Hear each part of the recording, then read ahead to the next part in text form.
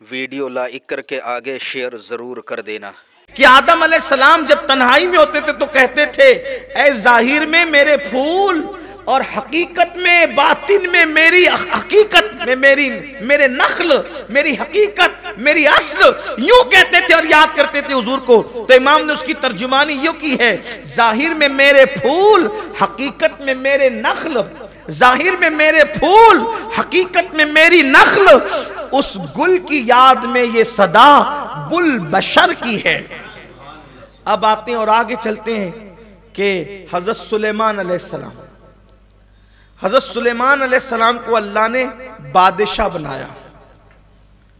حضرت سلیمان علیہ السلام کو اللہ نے بادشاہ بنایا، بادشاہ عطا کی سلیمان علیہ السلام کو، اور اپنے نبی کو صلی اللہ علیہ وآلہ وسلم ان کو دی بادشاہت، اور اپنے پیارے نبی صلی اللہ علیہ وآلہ وسلم کو بادشاہت بھی دی اور فقر بھی دیا۔ حالانکہ حضور ہمارے بادشاہ نبی، انہوں نے کہا کہ میں بادشاہ نبی ہونے کو پسند نہیں کرتا، میں تو بندہ ہونے کو پسند کرتا ہوں، ایک ٹائم کھاؤں ایک ٹائم بھوکا رہوں، یہ ایک دن کھاؤں ایک دن بھوکا رہوں۔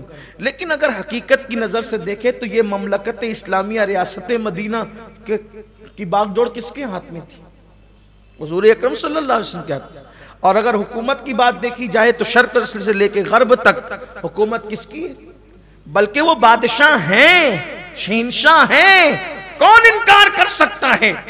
بلکہ سلیمان علیہ السلام کو تو جو بادشاہت ملی ہے وہ صرف زمین کی بادشاہت ملی ہے، لیکن اپنے نبی کی شان یہ ہے کہ وہ تو آسمانوں میں بھی حکومت رکھتے ہیں، زمین میں بھی حکومت رکھتے ہیں۔ اسی لیے تو فرمایا میرے دو وزیر زمین میں ہیں، دو وزیر آسمانوں میں ہیں، جو دو وزیر زمین میں ہیں ایک کا نام ابو بکر ہے، ایک کا نام عمر ہے، جو دو وزیر آسمانوں میں ہیں ایک کا نام جبریل ہے، ایک کا نام میکائیل ہے۔ اب آپ مجھے بتائیں جس کی حکومت جہاں رہتی ہے اس کا وزیر وہی رہتا ہے، تو زمین پہ حکومت تھی تو زمین کے وزیر ہوئے، آسمان پہ حکومت ہوئی تو آسمان کے وزیر ہوئے۔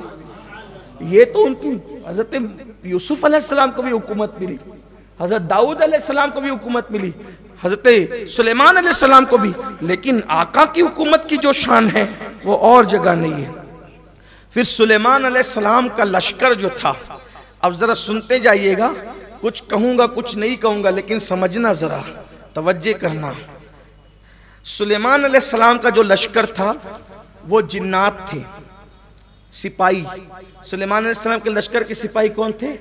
جنات، انسان، پرندے، انسان، جنات، پرندے، وحشی جانور، یہ سب کیا ہیں؟ سلیمان علیہ السلام کے لشکری سپاہی ہے۔ لیکن جب اپنے نبی کی بات آئی نا تو وہاں جناتوں کو لشکری بنا دیا، وہاں انسانوں کو لشکری بنا دیا، وہاں چرندوں کو، درندوں کو، پرندوں کو لشکری بنا دیا۔ بڑا معجزہ ہے سلیمان علیہ السلام کا۔ لیکن اپنے پیارے کی بات آئی تو فرشتوں کو ان کا سپاہی بنایا، ان کے لشکر میں فرشتوں کو بھیجا۔ بولو بدر میں کون آیا؟ حالانکہ بدر کا نقشہ پلٹنے کے لیے ایک ہی فرشتہ کافی تھا، لیکن ایک مقام پر کیا کہا؟ 1000 بھیجا، ایک مقام پہ کہا 3000 بھیجا، ایک مقام پہ کہا 5000 بھیجا۔ اور آپ کو